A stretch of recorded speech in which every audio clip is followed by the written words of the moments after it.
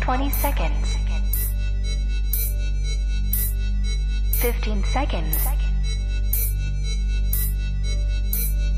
10, 9, 8, 7, 6, 5, 4, 3, 2, 1, 0.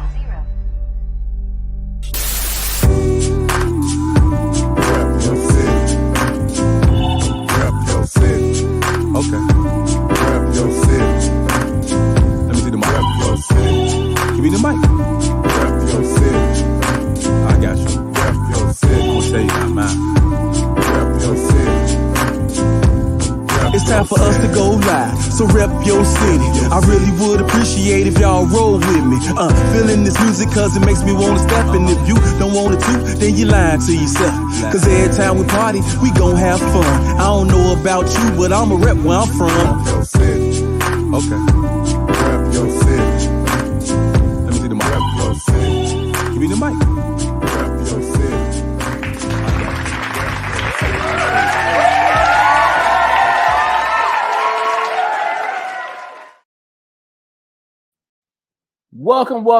Welcome to the RYC Live Show.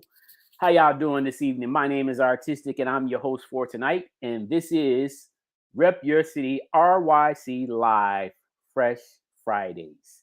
And we are back once again with another fresh episode. We do this each and every Friday night at 8 p.m. Central Standard Time. And we'd like to encourage everyone at this moment, if you can, to share this broadcast. Share it to a friend, share it to a family member, or a crewmate. Share the content. If you like the programming that you continually get each and every week from us, show us some love. Engage with us tonight. Show us any kind of monetary donation. You can do that by sending it to our Cash App at RYC Live. That's our Cash App at RYC Live. Or if you'd like to be a future guest on an upcoming show, please send us an email to ryclive@yahoo.com. That's ryclive@yahoo.com. Also, we are here on this platform for us, by us. And if you have not been to the Chicago Hip Hop Heritage Museum, we encourage you to do so. We are located at 4505 South Indiana. That's 4505 South Indiana over in the Bronzeville community. And we're there each and every week and weekend, usually on Wednesdays and Saturdays from 12 to 5. Or you can schedule an appointment on our website at www.chhhm.com. And that's short for Chicago Hip Hop Heritage Museum. You can check in with myself or my homeboy Kingdom Rock. Schedule you an appointment, or we do take walk-ins too. So tomorrow is Saturday, so we'll be there tomorrow from 12 to 5. If you'd like to come down and do a guided tour, come down and check us out. We take walk-ins and we do guided tours by appointment. So I just want to apologize to everyone for our tonight's guest that actually canceled on us. Pete Nice from Third Base actually had to reschedule, so we're going to actually push him back to the first Friday in November due to an event that came up that he forgot about, and so he had to reschedule. So he did reach back out to me and apologize and let me know that we're going to just have to reschedule for November, the first Friday in November. So keep it locked and loaded. He will be still coming on the show the first Friday in November. But tonight, we have another special guest in the backstage area. And this is a brother that I've been meaning to get to for quite some time as well. We're going to talk about some dance history as well as art. So, you know, and, you know, I'm looking forward to hearing his story. But he was a part of a legendary crew here in Chicago called Men from Mars. Okay. How many people remember that crew from back in the 80s? Right. So we're going to talk about the crew and the accomplishment the crew had, because we had a lot of old school crews in Chicago, b-boy crews, graffiti crews, and what have you. And so tonight we're going to talk to our brother, the one and only Kosmo D. Let's bring him to the front stage and center. Yo, yo, yo, yo. What's up, my brother? Oh, I'm blessed. I'm blessed. Welcome to the RYC Live Show, man. Glad to finally have you on. Oh yeah. Oh yeah. Yes, indeed. Yes, indeed. So, man, let's just get right into it, man. I know this has been a little while in coming, and you know I had mentioned to you that I'm also writing a book on the history of Chicago hip hop as well. So we have a book in production. We have archive and exhibits going on at the Chicago Hip Hop Heritage Museum that we rotate every year. And then I do this weekly broadcast here on our platform, RYC Live, each and every week. So it's all about preserving our legacy and history and heritage. Oh yeah. Me too. Yeah. So let's go all the way back to the beginning, man, for you, what that was like, getting started in the culture of hip hop that we know and love. So first of all, for the record, since we're now recording, what area of Chicago did you come from on the South Side? From Bronzeville, but like once hip hop and b-boying jumped off, I was living in South Shore. Okay. All right. And so what was it that got you started or wanted to get started in dancing, you know, in terms of b-boying? Well, I mean, I always was dancing. That's part of Chicago life. Like, okay. I grew up with steppers. Okay. My mom was step and all that. So I'll put it like this. It would go from like putting a needle on a record first. Okay. You know what I'm saying? So I was basically, you know, basically the unofficial DJ for the house. You know what I'm saying? But I mean, you know, seeing B Street, stuff like that. But we was always flipping, you know what I'm saying, in the hood anyway. And then, okay. Like Lauren Hill said, flipping in the hood on a dirty mattress. Right. That, you from Chicago, the strikeout box. That was like my first graffiti, you know what I'm saying? Putting the strikeout box up there, playing strikeout all day. Yeah. So that's a street ball, I forgot what they call it in New York. But we called it, you know, they did it with we did it with a bat, they did it with like a broom. Okay, but, yeah. But like it just kind of evolved from there. It's like what the culture was doing. I was always a part of whatever, because like we was pop locking in the 50s, in the 70s. You see what I'm saying? The late 70s, everybody was already popping. So once breaking and so pop people that was popping, we just, you know what I'm saying, gravitated towards it because we was already popping. We was already people cutting and boxing and, you know what I'm saying, popping in the late 70s. Right. And that's coming from the funk era, you know what I'm saying? Yeah. So when they packaged it like, okay, this is what hip hop is, and we was like, oh, okay, we already do have a majority of that. You know what I'm saying? You know, definitely, like I said, definitely old us who's writes karate movies and all of that. We was already kicking, jumping, flipping, and all that. Yeah. So, it just was like, ooh, you can do that? Okay, let me try that. You know what I'm saying? You wanted to show your acrobatics. You 12, 13, 14, you know what I'm saying? Yeah. You want to have, you know what I'm saying, either that or sports. But like right. I do represent as like a street or a hip hop athlete, because you know I was street ball basketball too. Okay. I went around hooping, but we was doing, you know, Harlem. A lot of people don't know that like the official Harlem Glows tried to start here in Chicago as the Savoy Big Five. Yes. So all the crossing over and all that, we've seen that anyway with Isaiah Thomas. Uh-huh. But in our era, we watched. I used to watch. I couldn't wait for Wild World of Sports to come on and to see Curly Neal and Mel Rockman. That was kind of like breaking too. If you looked at how Curly played, yeah, he was all on his knees and twisting and turning anyway. So it's just okay. Some more I wanted to do. You know what I'm saying? Because Curly Neal was my role model. Nice. As an athlete, you know, Walter Payton, obviously, you know, it's in Chicago, that hard him, you know. Yeah. But it kind of, like I said, it evolved from sports and dance to that. Okay. You know. Let me just ask you, and this is something that I don't normally ask, but I think I'm gonna start doing it. But what were some of your favorite restaurants that you like to eat at here in Chicago coming up back in the days? Oh man. Any kind of restaurant, you know, fast food or You whatever. remember Queen of the Sea? Yeah. Man, I used to love you know there, you know what I'm saying, smorgasbord style. You know what I'm talking about? All you can eat, put you on your back. You know what I'm talking about? Yeah. You about to walk out there with the itis. Yeah, soul food too. Come on, man. Yeah. If you try something about that, let me know. Right. Yeah. Have you tried the new spot over on 83rd, right off the Dan Ryan, called Ooh Wee? Oh, Yeah, it's a soul food joint. okay. Yeah. But you know, it's interesting, man, when you talk about Chicago, man, coming up, you know, like especially, you know, the 70s and the 80s. You know, I wish I could go back in time just to kind of document more of that back then, you know, because I wasn't doing too much documenting as I would have liked back then, because I was trying to enjoy life, right? Exactly. Your But freedom. yeah, you know, but coming up in the 70s and the 80s, man, was something special, because before I got into hip hop, I was into bikes and video games, martial arts. You know what I'm saying? Just what attracted most young people, right? You know, and that was huge back then. Like I didn't never think I would stop messing with the video games, and the bikes was pretty important for me too.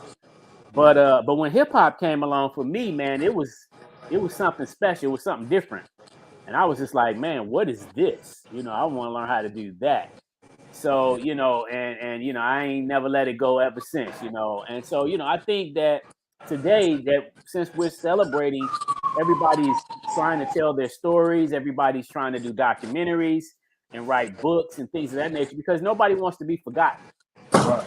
So talk about, you know, like you said, you coming up, you was already into dancing, and you know, I think it was just the atmosphere of Chicago already was engulfed it, you know what I'm saying? You know, because we come from a city of hustlers. You know, not only was people into sports, but people was also into gang culture too. So Chicago was saturated with different gang culture. Yeah. And and so, you know, it made us a different type of people, because this is a city of hustlers. You know, and so, you know, even if you wasn't hustling in the drug dealing and the gang banging world, you was doing some other type of hustle, right? And I think that, you know, like my father, he was a lounge owner. He used to own a lounge, and that was popular back in the 70s. Oh, hell yeah. And that's how he met my mom, and you know, and I just think back, I used to always wonder, where did I get the entrepreneur spirit from? But it came from my father, you know. And I think that, you know, again, because we come from a city like Chicago, I mean, this is a city of incubators. You know, like we have, it's just a natural vibe for us to be able to come out with that spirit of entrepreneurism. And I know you're a big time entrepreneur as well. So let's talk a little bit more in depth about the dance, because I feel, did you get a chance, first of all, did you get a chance to watch breaking in the Olympics in 2024? Yeah. I had to watch that, man. I didn't see the ladies. I seen like clips of the ladies, so I'm not gonna go in on no girl. Okay. Because I feel like everybody, you know, say like everybody else, like, huh? How you even get the chance to represent? But like, right, guys, oh yeah, that shit was nice. Well, put it like this, it was a charge for me. I got charged up because, you know what I'm saying? It's like, you know, to see it finally make that grand stage where everybody, because, you know, when we was doing it, everybody was like, man, this could be a sport. Yeah. But, you know, everybody would change some things about it, but for it to finally break the ice, this was the icebreaker year for it. Yeah. You know, breaking the Olympics, finally. You know what I'm saying? Yeah. So yeah. I mean, I like the presentation could have been a little bit better. It could have been more towards the culture. Yeah. But it's the first year, so they probably need all this feedback to understand how to do it. Yeah.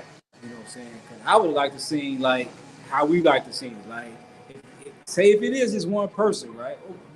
You know, I don't know if, like, one person represented the whole country or not. because I think it was 2 Americans or something.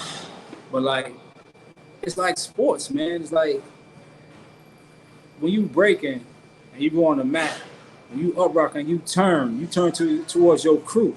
You feel their energy, you turn back, you turn to the next crew. Now, when you just got this bolt of energy from the support from your guys or your whole crew, you turn to face your opponent or to eliminate that move this person just did out of everybody's mind, you are now charged up, ready to go do it. So I think it would have been better if they'd had like how you seen in B Street and breaking. You had them opponents, they could just be up rocking going side to side, but you need that energy to feel off of. That's athletes, that's basketball and football, all sports do that. You know what I'm saying? That's a team sport. Like you draw energy from your squad, then you go handle the business. So I would have liked to see it that way versus just one person. And I seen them trying to fire themselves up. Like, no, that's where you need that. You need that teammate, the coach. Like, hey, get him. You know what I'm saying? That's all you need. Well, from what I understand is they had a lot of restrictions. You know, like you say, this was the first time they had the adult competition, but there were a lot of restrictions, and one of the things was every country could only allow 2 males and two females. So that'd be 4 altogether. So like the USA team had two males and two females. And okay, listen to what you're saying though. But if I got 3 other people and we in uniforms, that's all I need. Yeah. He gonna compete. Both of y'all competed yesterday, but y'all can be up here today supporting us. Yeah, we could do the same thing for y'all that Friday. You see what I'm saying? for sure. So you still, like I said, still that energy, man. Even though breaking is move for move, it's still a team sport. It was your crew did this, my crew did that. For sure. Like, we won. Sure. I mean, you had individual battles, but you know what I'm saying. But for the most part, it was a crew. That's a crew. It could be a 4-man crew. It's not basketball, nothing like that, but you need that moral support, man. Like I said, I kept seeing them dudes trying to charge themselves up before they went down and did their move. He did a beautiful job, but it would have been, I think, it would have been that more explosive had that person had somebody like, you know what we here for. You know what I'm saying? Well, let's actually go back in time to our day, because I know I totally understand what you're saying. And I think that was another reason why it was it was very challenging, because some people you got to remember, some people don't know how to judge breaking. So when you got one person doing it or 2 people, that's quite a bit. But now if you got a whole crew of people on both sides, you gonna be lost totally. You know, I'm not saying like everybody doing the move. I'm talking about they're not choreographed. They're just moral support. Okay. You see what I'm saying? It's still me. Yeah. The assignment is still the same from Ivan to now. Whatever the person who got on that floor before you, your job is to erase out of everybody's mind what that person did. Yeah. Right. You know what I'm saying? Right. To acknowledge you. Right. You know what I'm saying? So right. You still got the task in hand is still the same. You know what I'm saying? I feel you. Shit, you know what I'm saying? I'm gonna get you. Yeah. But it's just a tap on the shoulder. Get him. You know what I'm saying? Like you got the pit bull. Now I'm gonna let you know you off the leash now. Yeah. You know what I'm saying? Well, now, before we go back in time, what's your answer to this question? How did you feel about? Because I think there were a lot of mixed opinions about not seeing a lot of Black people involved in the competition. How was your take on that? The number 2 dude was what? The second place winner was what?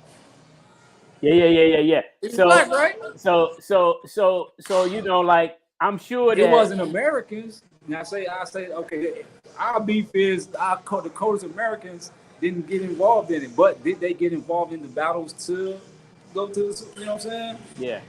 Were they, or did they put it out and only so many people came and, you know, everybody was going off of egos and all of that? Or I should automatically, no, you shouldn't. You got to compete like everybody else for this slot. So maybe our top competition didn't even get in the battle to even, you know what I'm saying, get in it.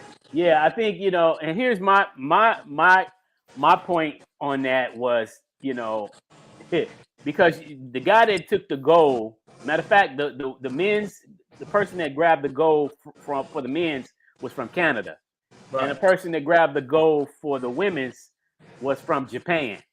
Right. So people were kind of complaining because they's like, wait a minute, breaking started in America. Why come we didn't get the gold? As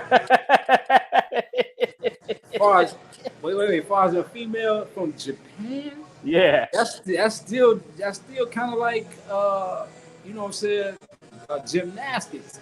Yeah. So all our competition, as far as females, they ain't going towards breaking, they going towards gymnastics. Mm-hmm.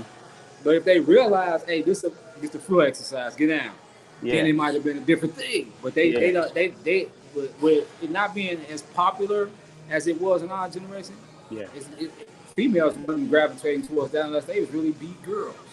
Yeah, that wasn't gonna happen in America, no way. And for a female out of Japan to win that, I could G with that. I could even G if a person from Japan won gold. Yeah. It's gymnastics at the end of the day. You know what I'm saying? Yeah. Especially with the type of moves that they're doing today, right? That's what I'm saying. He's doing more tumbling than anything. So let's go back to the 80s, man, because I feel like when we you know, and we can step back a little even further, but when you go back to like you were saying, some people don't know certain things that started in Chicago, like the Savoy 5, but also Soul Train started in Chicago, which some people don't know. And you know, when you look at and when you look at the early dancers on Soul Train, such as the Lockers, which started in 1973, right, and then a couple of years after them, the Poppers came out, right. So Breakers kind of came last, but first it was the Lockers, then it was the Poppers, then it was us. So, you know, but all of those are three different type of styles of moves, and, you know, and combinations. But at the same time, like you say, they were very creative, very, how can I say it? Like the creative aspect or aesthetic of all three of those styles of dance was just phenomenal. You know, let's talk a little bit about breaking, because I feel like when I think back of how it was in the 80s, especially right before the movies came out, like Beat Street or Breaking and Beat Street. Yeah. You know, like in 84, when those two movies came out, I feel like there was an explosion around the world when it came to breaking. Yeah. Right. And I remember seeing commercials. I mean, you know, it was videos and stuff. People were dancing in videos, and I'm talking about videos that wasn't really necessarily hip hop. These were just other people that wanted to. What's my man name? That All Night Long. Oh yeah, Lionel Richie. Lionel Richie. Right. You look up to like, okay. Yeah. You can wait for the little video to come on. Like, hold on, let me try that. Yeah. All Night Long. Yeah, a lot of people. Gladys Knight, she had breakers in her video. You know, so there were tons of people that was showcasing it in their videos and movies. Remember, the movie Flashdance came out in '83. Yeah. And it was about dance, but it wasn't about breaking, but it featured the Rocksteady crew in there. Yeah. You know, and that was even before Breaking and Beat Street came out. Yeah. That's what really set it off. Yeah, exactly. I ain't gonna lie. If it was one movie that really set it off, it was that. Yeah. That, and then when it came with Fame or whatever. Yeah, Fame, the TV show. Yep. Full-fledged, everybody bouncing off the walls. So so let's talk a little bit about your experience that you can remember, because I remember for me, man, coming up in the 80s, man, you know, I remember like going around the neighborhood sometime when we would just, you know, if I was going to the store or something with my family, I would see kids breaking everywhere. Like between like 83 and 84, it was at its apex in Chicago, and it was people dancing everywhere. What was that like for you? Do you remember? Yeah, because it was remember, even though it's older, remember how Bill Cosby was on that roof and they was talking about some challenge? Yeah.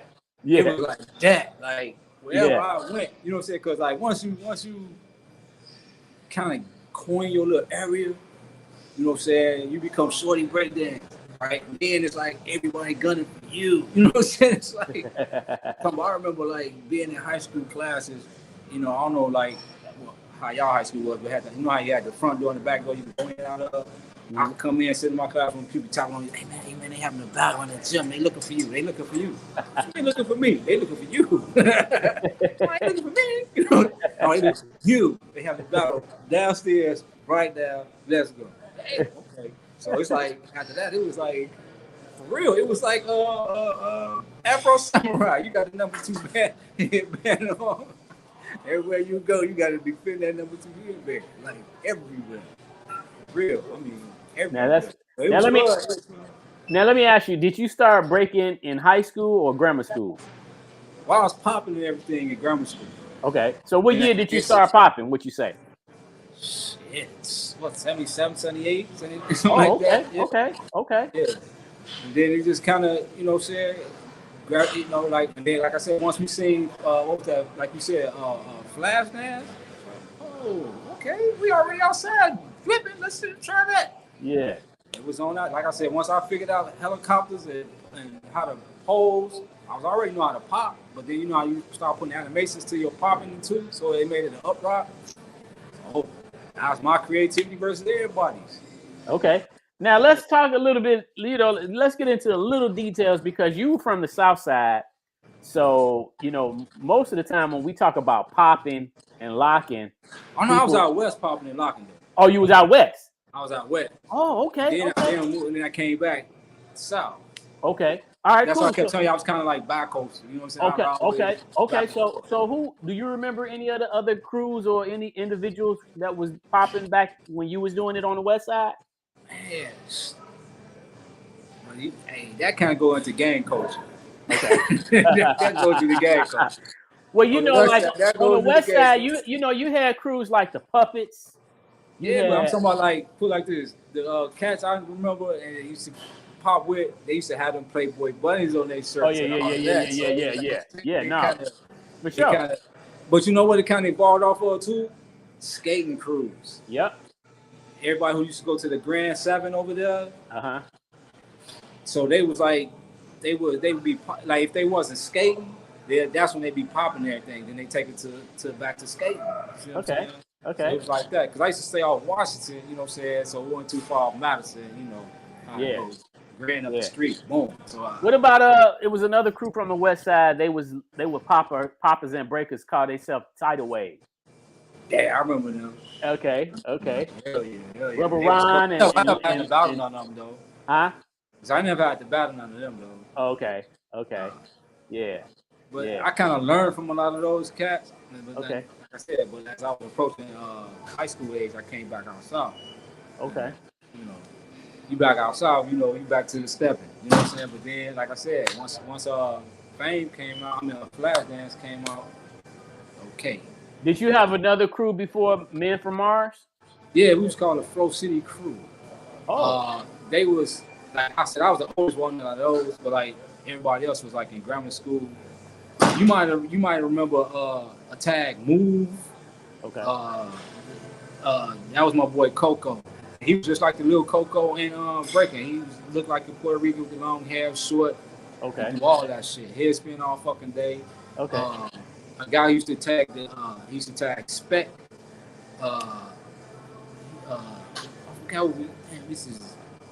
We just call him by his name, Don Drill. Like we was nice. Like the crew I was with, the Floor City crew was nice. So we held our area down. Like I said, it's just that in high school, Men from Mars was the big, was the big thing on campus in high school, and they was, they just adopted me, like, man, because you know what I'm saying. Like I said, I was one of them cats.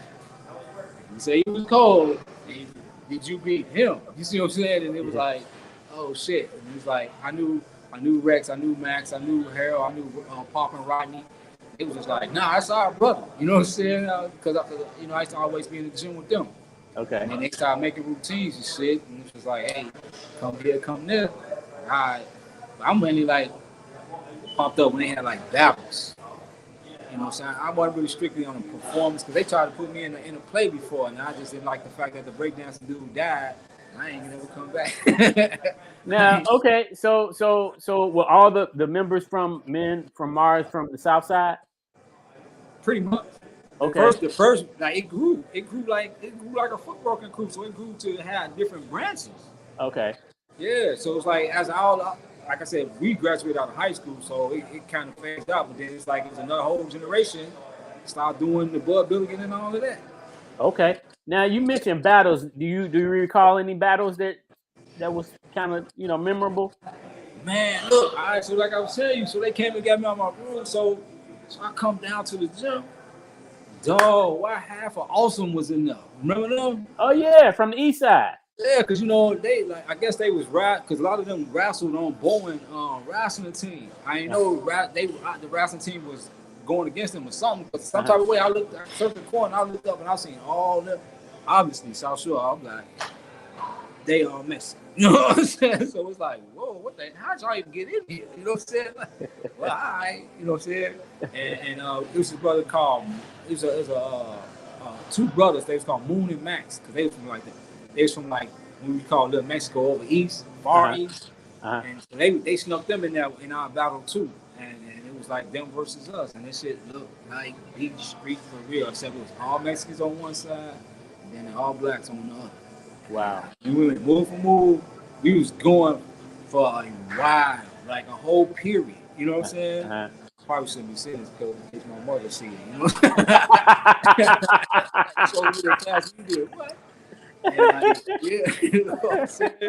And man, I'm talking about we was going until the coaches had to break us up. Like, nah, hey, y'all, they supposed to be, you know what I'm saying? They got to wrestle, and that's what they'll do. I was like, man, I was like, oh shit. But like, you had to bring your A game. Okay. No week, nothing. Like, you know, okay. Because Austin is deep. Deep. Like us, it was probably like, and this was like part of Flow City crew and only a couple of dudes from said the men from Mars. Okay. It was all awesome. So it probably was like 10 of us. Okay. Max, and I'm talking about I'm stretching that. I'm really meaning like 7 or 8. You know what I'm saying? Okay. Versus all, you know what I'm saying? I'm like, oh my God. And Awesome had actually teamed up with another group of cats from Indiana, and they was called TNT. Okay. So it was Awesome / TNT. So that kind of gave them even more members. Yeah. It had to be something because I mean, it was like a football game. You know what I'm saying? So what kind of moves did you specialize in back in those days? All the copters, I did combos and copters. So like I could do footwork real well. You know what I'm saying? And whatever type of helicopter it is, I could always go from move to move. That was my thing. Like I would watch what you do, and the strengths of your move, I would just do the highlights of what you did and made it to one combination. Okay. So whatever you ooh and ah with, I started with your ooh and ah. Okay. And I got with your ooh and ah, then I took it somewhere. You know what I'm saying? And I made it a couple combinations. So I got oohs and ahs off your move. See what I'm saying? And it was like, damn, well, he can do what you did. What can you do? If you can only do helicopters, okay, now I just did a flare to a swipe to a helicopter, to your copter. Pop up out of gave you a pose. Motherfuckers like, what the fuck? Like, hey, you got to come with it because I do multiple things. I love it. I like having a rule. You can only do this. Like, nah. Yeah. You know what I'm saying? Yeah. And it's like, you just couldn't. My thing was, you just couldn't do it. So you had to be able to. I'm a composer pretty much because like I said, I like to go from move to move. It's like a stepper. You just don't do one thing. You got to go. You got to take this lady across this floor. Yeah. So it's that same thing. Whatever, if these the moves, learn them and learn how to be able to transition from move to move, and that make a move in itself. Yeah. You know what I'm saying? Like if you could do a bunch of flares, and if you could flare, drop down to copter, people wouldn't care how many flares you did. You did the flare, now you do a helicopter. Right. You know what I'm saying? Right. They just pop out the move and then you start popping. They damn, okay. People don't know how to take that because you just came with your one movement. Like, nah. Yeah. Start where you stop at and keep going. And that's the cool thing, like you said, being able to do combinations because breaking, since it's such a fast style of dance, if you only got one move, you're gonna be done and over with. If that's all you know how to do is one move, so you got to be able to do transitions and combinations because that's gonna keep the appeal on you if you're doing them good. You know what I'm saying? And like if you can go make a smooth transition from one move to the next, and you got a whole variety of them, and then you lock it off with a cold freeze. Right. Yeah. Tear them apart. You know what I'm talking about? Everybody, oh my God, you see what he did? Yeah, you know. Yeah, that's what's up. That's Another day in the park. You know what I'm talking about? What were some of the strengths of some of the other members, like Harold and who was the other guy's name? We had man, this dude is called Poppin' Rocky. Like this motherfucker. I'm talking about he was a cold ass animator. Okay. So he used to do like he a pop, you know what I'm saying? Look like started making it look like he was a pterodactyl or something. You know what I'm saying? Started looking like a bat. Freezes, poses. I mean, he was pop. You could tell he was a dope ass pop locker who took that robot shit to a whole nother level. Okay. He was our Boogaloo Shrimp. You see what I'm saying? Okay. So like, and then like we had this dude Rex. He was cool. He was real good at waving. So he was real nimble. You know what I'm talking about? So he was like a Mr. Wade type. Okay. You know what I'm saying? And then like Tim and everybody else was like combination dudes like me. You know what I'm saying? We could, all right, whatever y'all don't do, we'll do. You know? Right.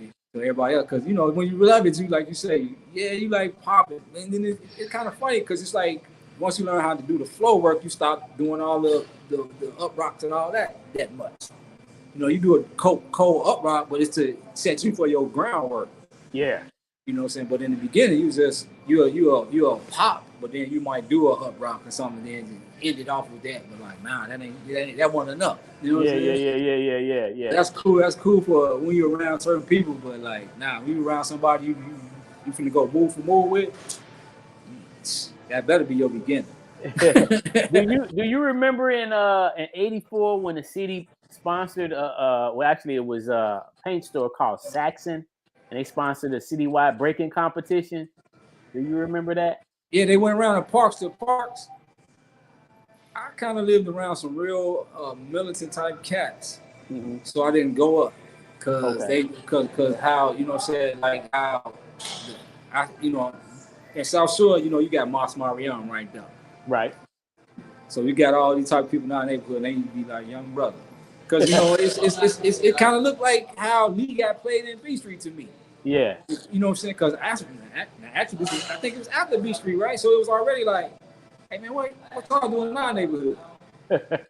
Nah, I'm cool. You know what I'm saying? They kept asking me, like, hey, they say you the one. Because I played sports, like I told you, I played sports and did this.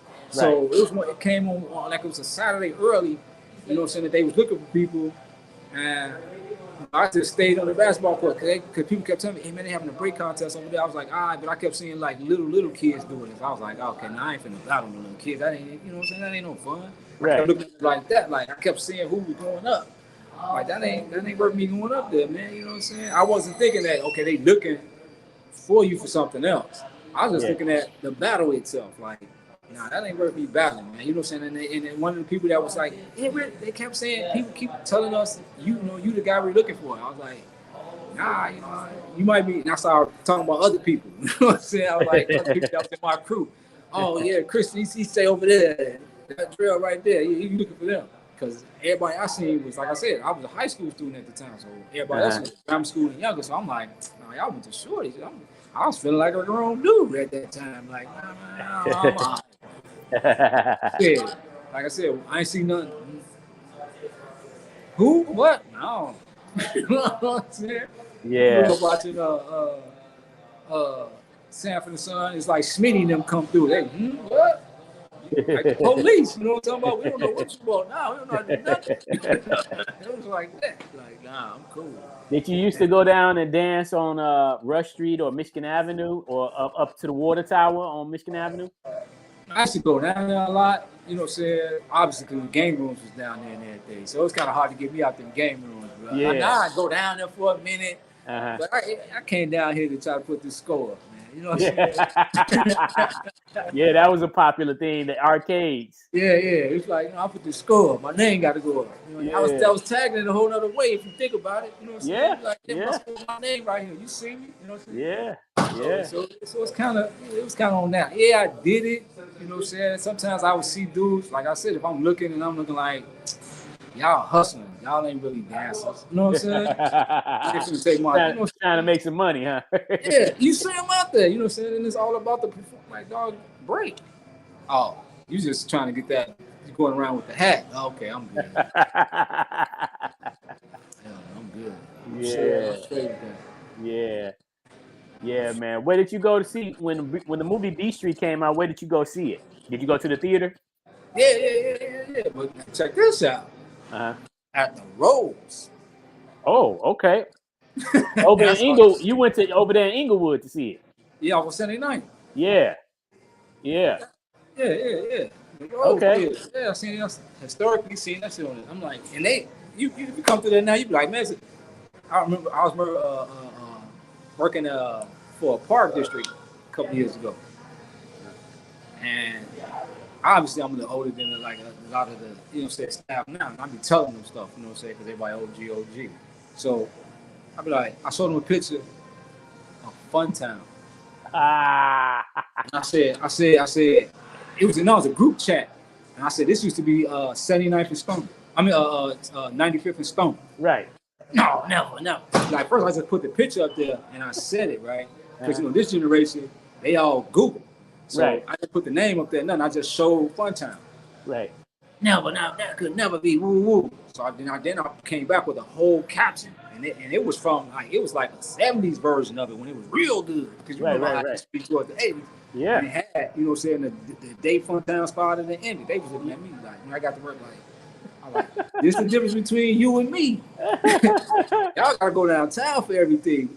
We have to go off the south side for nothing. Do you understand about shopping for us? What's going to Jewtown? It was going to Jewtown, 63rd Halsted, 95th Commercial. I could get anything I need. That was 47th Street too. Come on, man. Yeah. And for me, it was Roseland on 109th in Michigan. You know what I'm saying? You don't have to go downtown for nothing now. Yeah. You go to the same areas, you can't buy nothing. Yeah. So with Jewtown shoppers, so I ain't used to spending a lot of money. So when you hear all these hip hop people talking about I spent this or that, I'm like, man, that ain't what we raised. Yeah. We raised. Hey, that didn't cost that. No, it didn't cost that to make it. It was a different time because like for me, I was nearby the Evergreen Plaza Mall on 95th and Western. So that's where I went to go see the movie B Street when it came out. And then remember we had the theaters downtown, the Chicago Theater, the Wood Theater, what I'm saying, and I know some of my homies went down there to see the movie. But like you said, it was right in the neighborhood. So like if you was close by, you can go right there. Some people might have went to Ford City or something, Yeah. No, jumped on that 79th Street bus. Bam. You know what I'm talking about? Yeah. That boy, come back. You going down to Treacherous 9. You know what I'm saying? You lucky if you make it. Yeah. Them was the good days, man. Good days. 70s, 60s, whatever. You going down 79th. Yeah. And like you say, Jewtown, man, like that was the spot, man, when you could always make a deal when you went down there. And look, you can get colors. You can get colors that you couldn't get out of regular, like Foot Lockers and stuff. You know what I'm saying? You get like every color, like certain colors you couldn't get. You know what I'm saying? Certain spots. Jewtown, you could get exclusive colors at times. Yeah. And this is what I tell people. Like, put it like this: have you ever went to Jewtown, bought some shoes, and ain't get 2 pair of strings? You see what I'm saying? Right. That was not. No, if I bought the black version, you gonna give me the black strings to go with them. Yeah. You know what I'm saying? It's a certain. What's missing? Remember the beginning part of the American Gangster. And when Bumpy Johnson died in the stove, and he said, "Where's the where's the service?" Think about what he was saying, dog. Now, when you think about it now, he's like, when you went into a store like that, it was a greeter. So he wouldn't. If you're having a heart attack, a greeter wouldn't have been able to get to the phone, call, and get to an ambulance. That's why he went in the store. Yeah. You see what I'm saying? Wasn't no greeters no more. Right. You see what I'm saying? It was like service, has got worse, but the price went up. Right. Like, if you buy a suit, a lot of people don't know. If you bought a suit, bro, you supposed to got 2 pair of pants. You see what I'm saying? They don't know. It's like it's certain things that we got in our era of service. We got the last of it.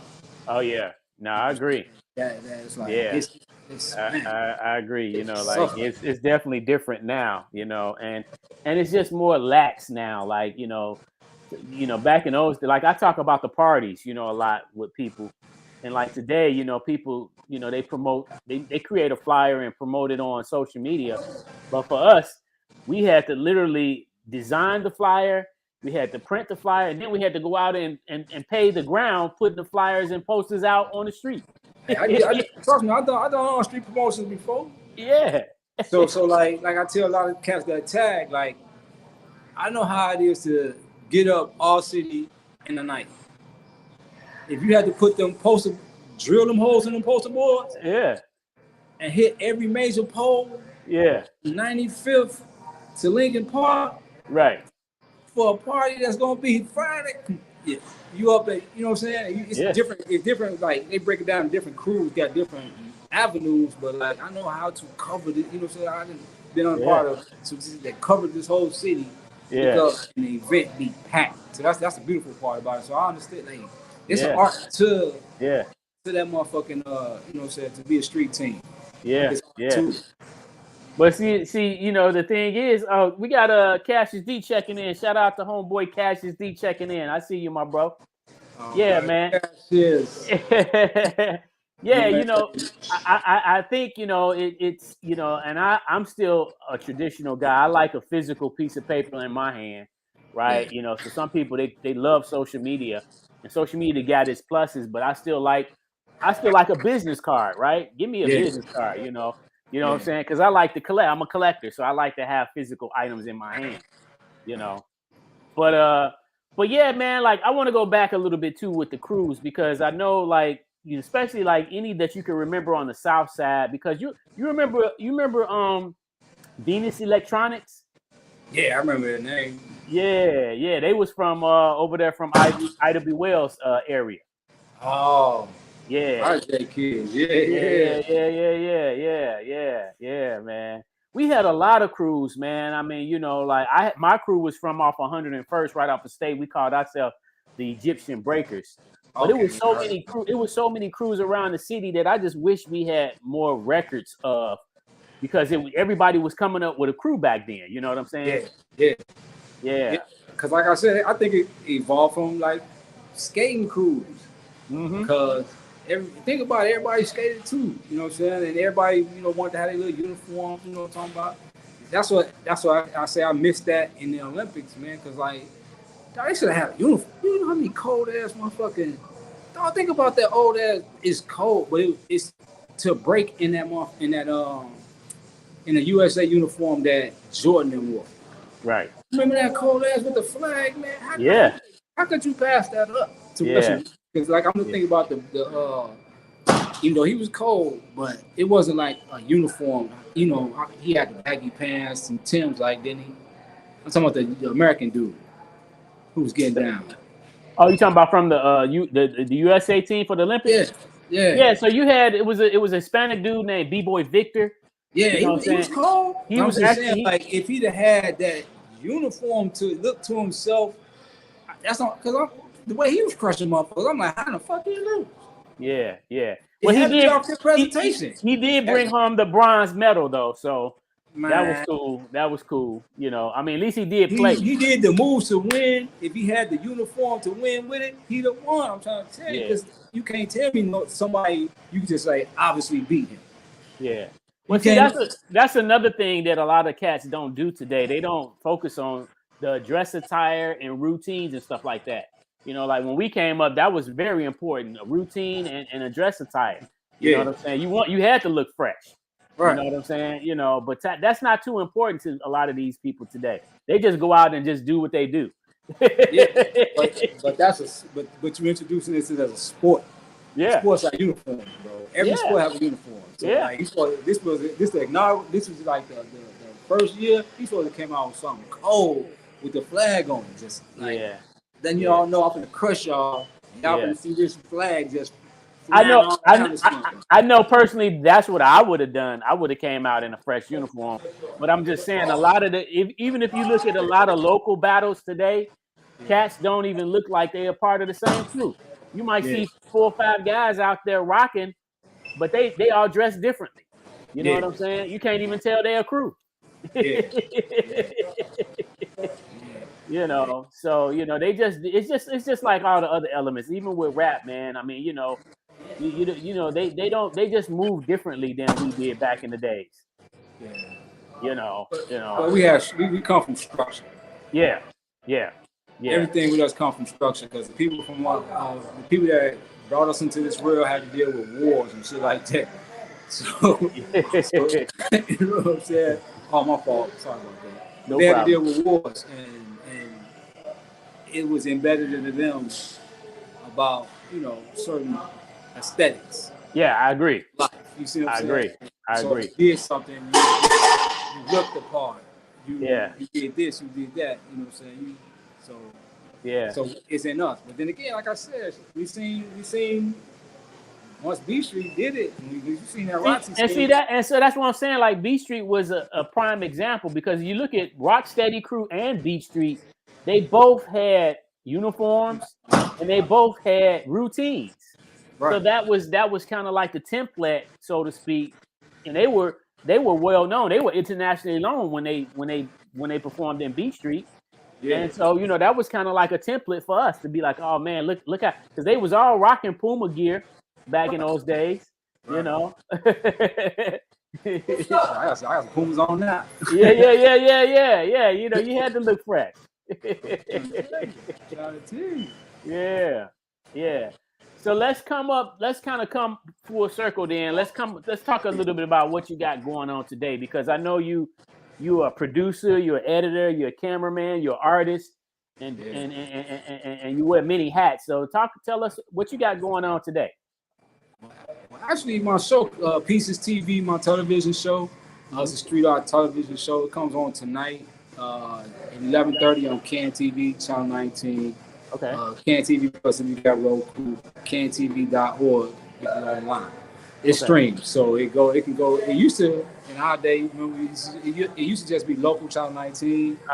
So now, the times made them have to change. So now your show can be seen all over the world. That's why I'm trying to tell people, like, hey, now it's really good time to get in, because say podcasting and all that, that's what they've been on that, and they give you a great price on learning, getting certified, as well as equipment use and equipment rental. Okay. That you can't beat. Okay. That you cannot beat. But but my show is about check this out. It's, the title of this tonight's show is remember this title? I mean this name.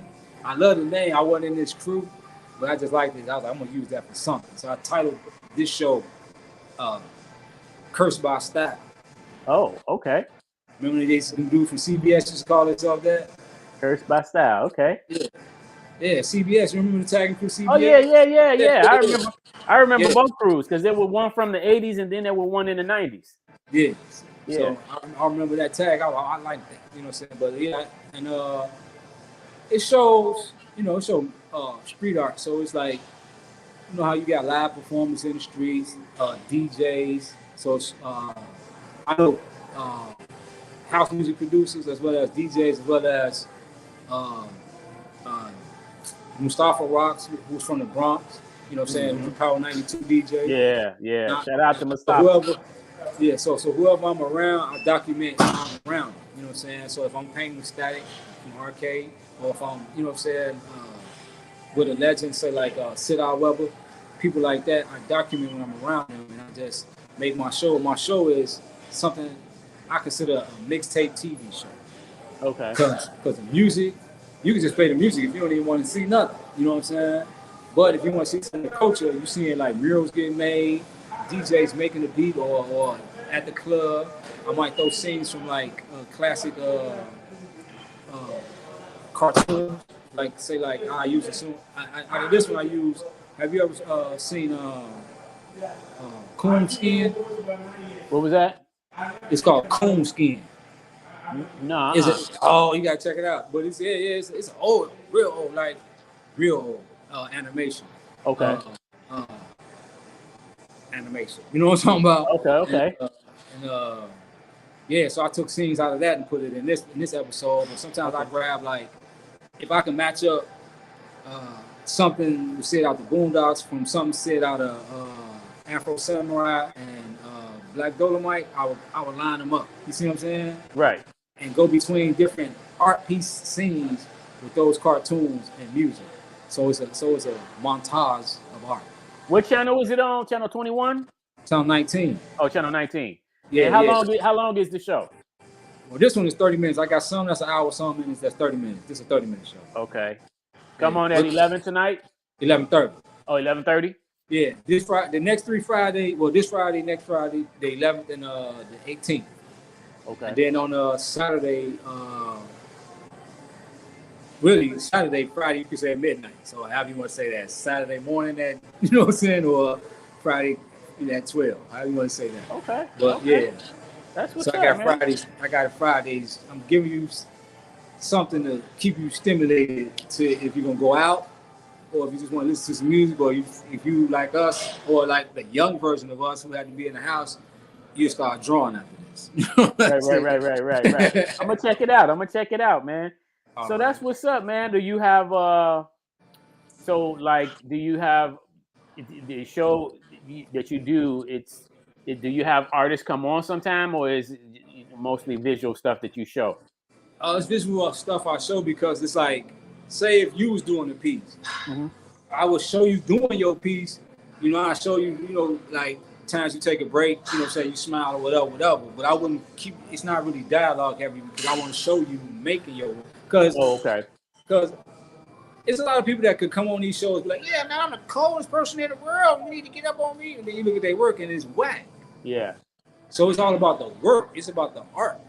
You see what I'm saying? I'm saying I'm showing you doing what you love. You say you love this, and, I shouldn't have to say that and show it to me.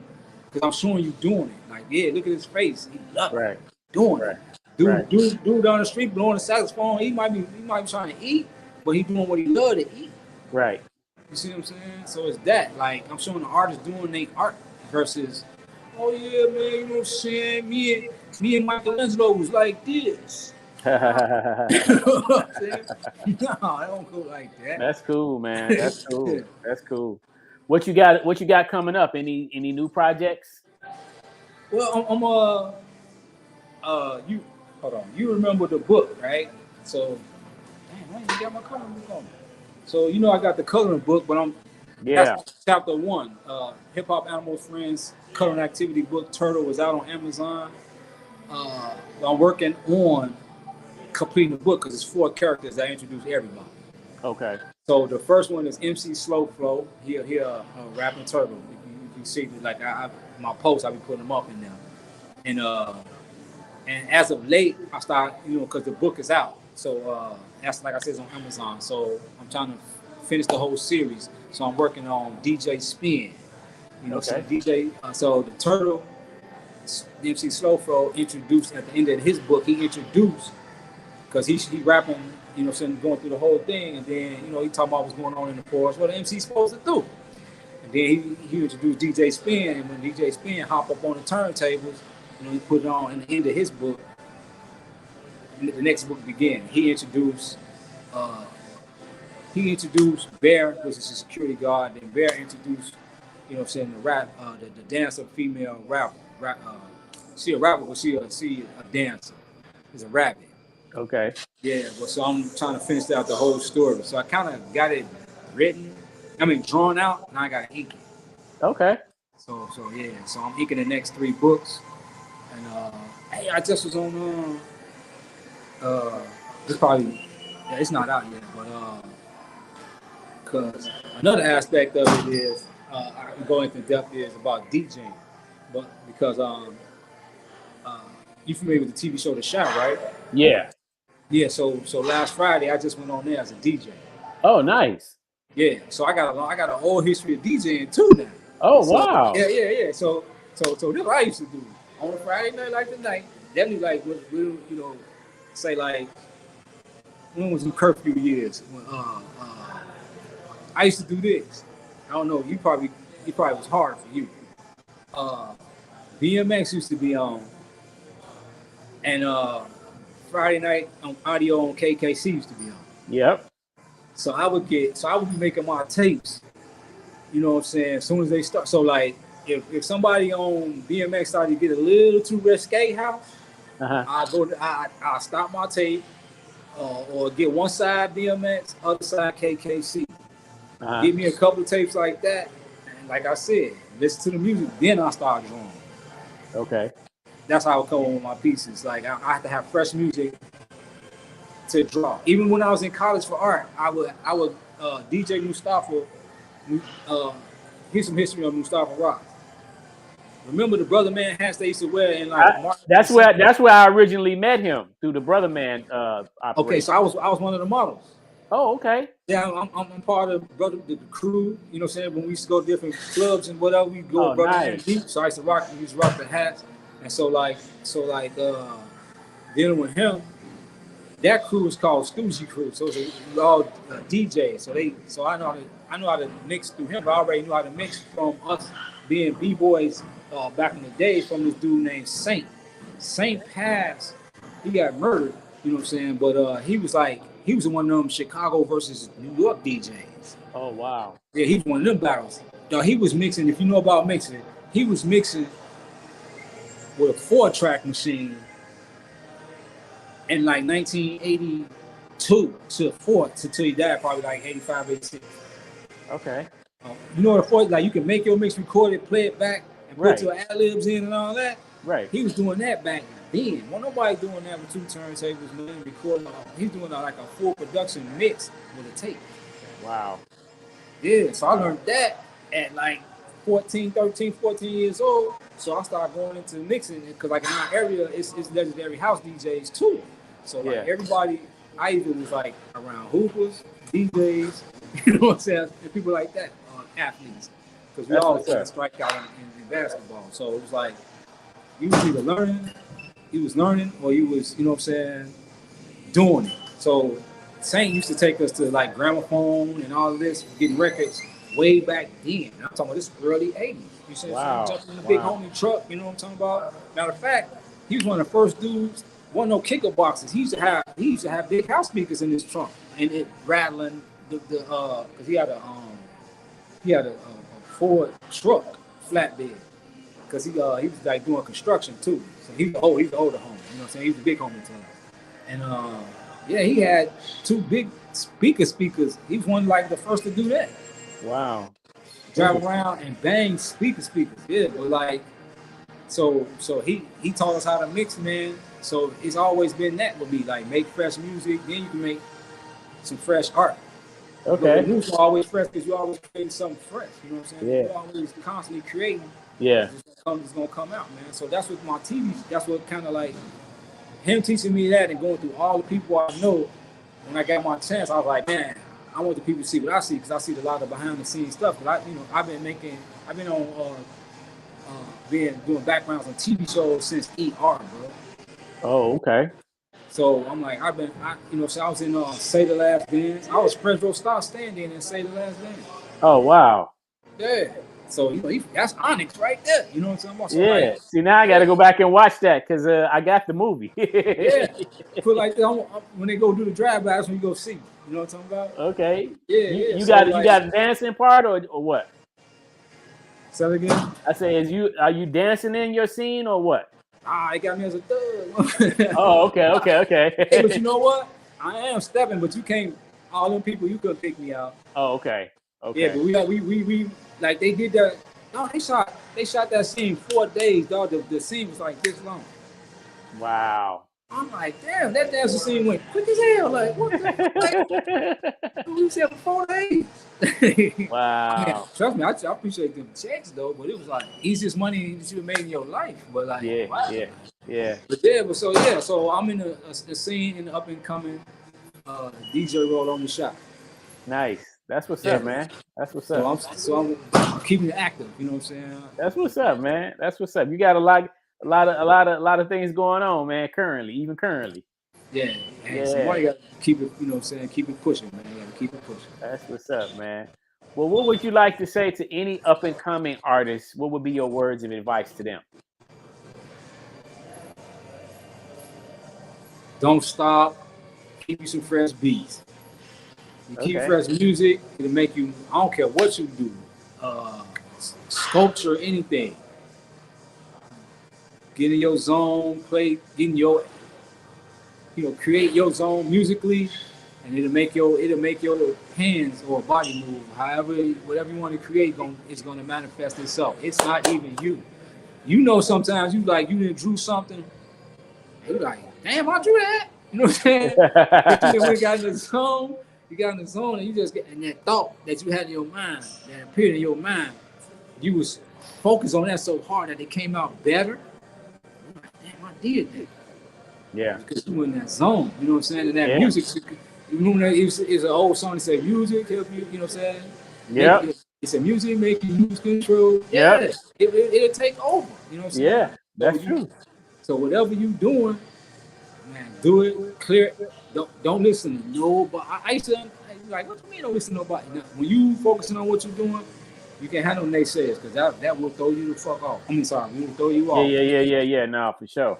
It's always gonna be naysayers around, but you gotta be positive. But the thing, you can't lose yourself because like it's times I can't say that I've lost myself being around artists that I was like, okay, shit, we all on the same level, and I'm looking at all they work and not really thinking about mine. And you're like, whoa, and then you get back in your ambiance, you're like, hold on. Yeah, okay, no, let me grind it out, solo dolo for a minute to, because he goes for something. I forgot to tell you. Like, so I majored in studio arts in high school. Mm-hmm. I majored in studio art in high school, so I've always had to draw and paint, doing the whole 4 years, drafting, music, I had it all. But and I won Illinois Who's Who, like my sophomore year. Okay. For a still life, putting a boom box, you know what I'm saying? I drew a boom box, painted a boom box, a still life. You know what I'm saying? It was like my life, like a basketball, a football, big boom box, my book bag. You know what I'm saying? Made it abstract, boom. You know what I'm saying? It's showing life. Uh-huh. So for that person that's listening, like, hey, the things that you're going through in life is what it is your angle to your success. So right. So the uniqueness of what you do, how your family do things, if it's how your family cook or whatever, or y'all little quirky little things that you do, that's your style, perfect it, and show it in a manner that nobody even thought it could ever think of, and that's gonna be your niche. That's gonna be your niche. Now I meant to ask you, how did you, or why did you all come up with the name Men from Mars for the crew? That was her. That was all on her. Even though I can understand, because think about it, back then it was a song and it would say men from Mars, women from Venus. Right. But it was a song that you could pop off for real good. Okay. And it kind of stuck. You know what I'm saying? Okay. Yeah. So it was it's still kind of going to we from Mars, bro. So is that the song y'all used to dance off of as a crew? Start out. And then it's a mix. It's always been a mix. Okay. Like I said, we some real good DJs, bro. Some real good DJs.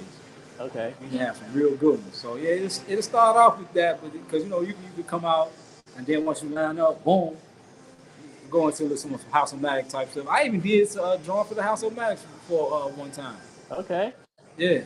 Nice. How House had took over all of that. Yeah. Some people, it had gotten so heavy and thick that some people didn't even think we had a hip hop background here in Chicago. Yeah. I mean, this is where, you know what I'm saying, House banged that. So yeah. And it was kind of besides us, like the hip hop, but if you go back to the stepping culture, that was right for them. Yeah. It was already dressing up nice, real, you know what I'm saying? Go, get your young lady, go out on the dance floor and show her the world. Right. That was up their alley. You know what I'm saying? Right. Right. But like you say, stepping and skating, that's it all has roots right here in Chicago. Yeah. Yeah. Well, stepping started here. You can't argue that point. And then look, really, if you go back to Cooley High, they were showing you the first house party. Right. It was for a quarter. Right. When we came of age, it was $1. Right. It turned to house when the inflation hit. You know what I'm talking about? Yeah, right. My mom used to be telling me, like, no, it's a quarter. Like, no, $1. Yeah. Once they got $5, they got to the club. You know? Right. Go to the club. Yeah. It definitely has developed over the years. You Yeah, know. because remember, I wanted to peep the letters in this scenario. I'm gonna title one of my shows this. Peep the letter. Hippies at a sock hop. First word off each. You said Hip hop. first. Okay. Yeah. That's what we was. Hippies at Yeah. a sock hop. That's what they was. Because Right. sock hops was the thing at that time. Right. If you really want to explain it, what is really going on, if 70s kids, 60s and 70s kids previewed us, right? To Right. create hip hop, they was going to sock hops. Right. If he was really a hip dude, okay, hippie had a sock hop. Hip hop. Yeah. Ain't that That's something? what hip hop. Yeah, that's what hip hop is. Yeah. You a hip motherfucker, hippie dude that went to the sock hop. Did your thing, you know what I'm saying? Right. Some of them dudes was Studio 54 and did some other stuff. That's how it evolved to house music. Let me ask you, did you used to listen to HBK back in the days at all? Yeah, that's what I was saying. Like when I was Because you mentioned BMX and KKC though. Yeah. So, that was a Saturday night thing for them. Friday night was Friday Night Audio because it was house music. Then Saturday, well, I think into Friday nights. Luckily, from where I live, you still could tune in because remember you couldn't always tune in HBK. Yeah. Luckily, when in the area, because sometimes I could get it. I put it like this: I really wouldn't chance recording off of that. I was one of them. You couldn't tape on a Tone Master. I'm buying high bias tape, so like, okay, you know what I'm saying? So like, this is a real tape. This is a real recording. I'm any like you somewhere any static? No, I'm not recording that. You know what I'm saying? It's got to be crispy, clearly. Like I was like, hey, another thing I ain't know we was bootlegging. Like, remember we had the Walkmans that you can record. Yeah. So we used to go in the party and put the Walkman on the speaker. I didn't realize till like, until later, like, damn, we was bootlegging. I never really charged people for it, but I was dubbing them. You know what I'm saying? Yeah. But like it's party because like you can actually look some of these parties up online and be like, man, that's a dub from that party. Yeah. Well, a lot of people was doing that in New York. They would go to the park and record the park session, and then they would sell those tapes on the streets. Yeah. Yeah, I'm looking like old. I'm like, man, how much money I missed.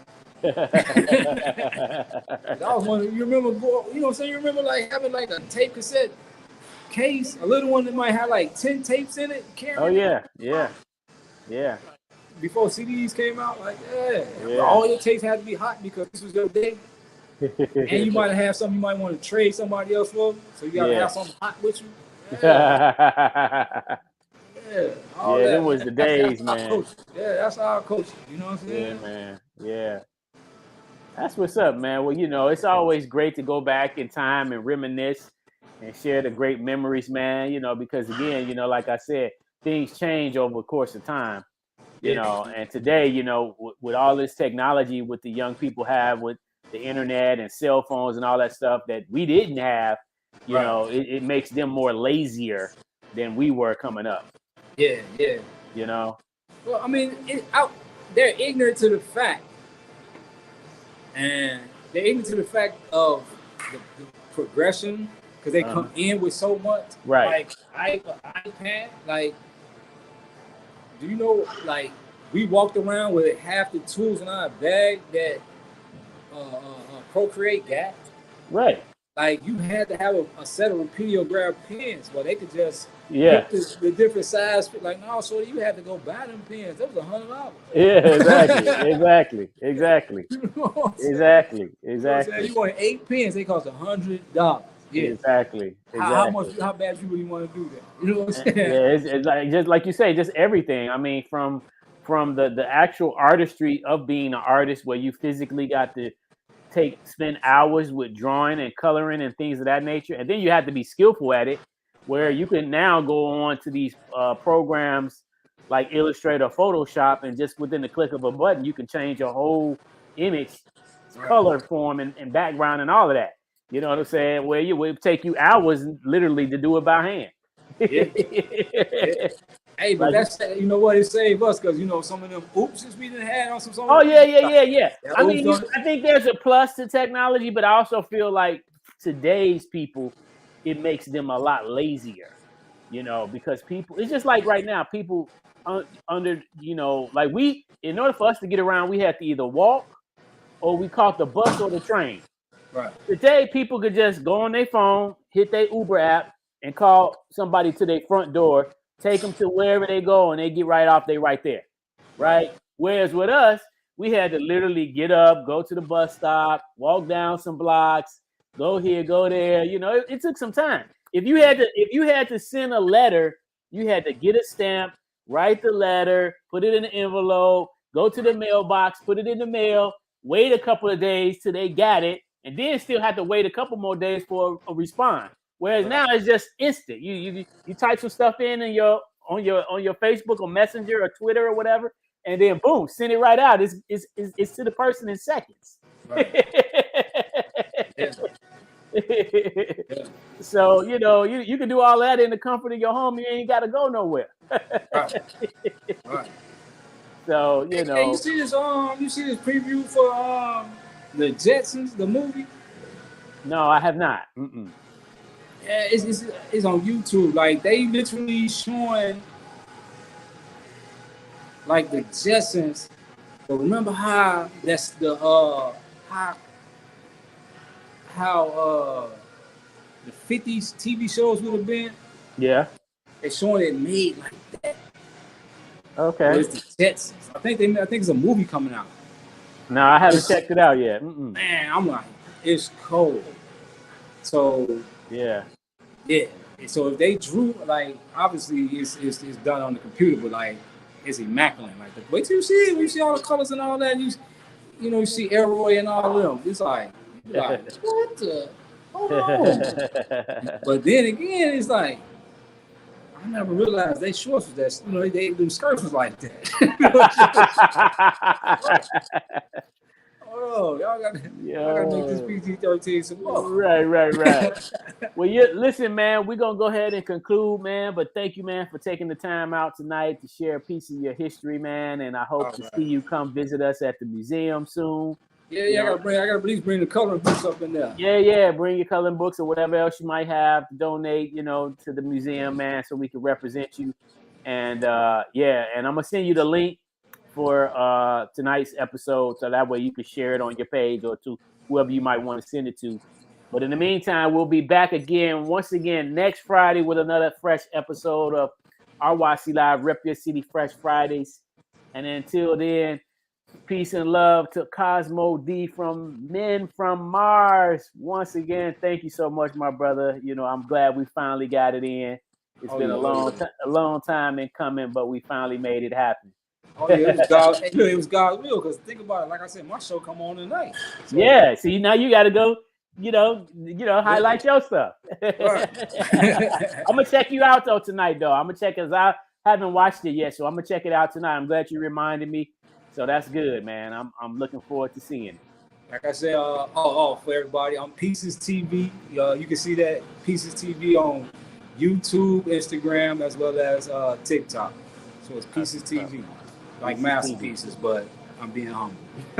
All right, man. Can you give us a quick drop, man, for RYC Live? What you want me to? Man, it's called Rep Your City, right? Yeah. So all the B-boys, B-girls, you know what it is. Rep Your City. Yeah. All right, my brother. Once again, thank you, man, and one love. All right, appreciate it. Peace.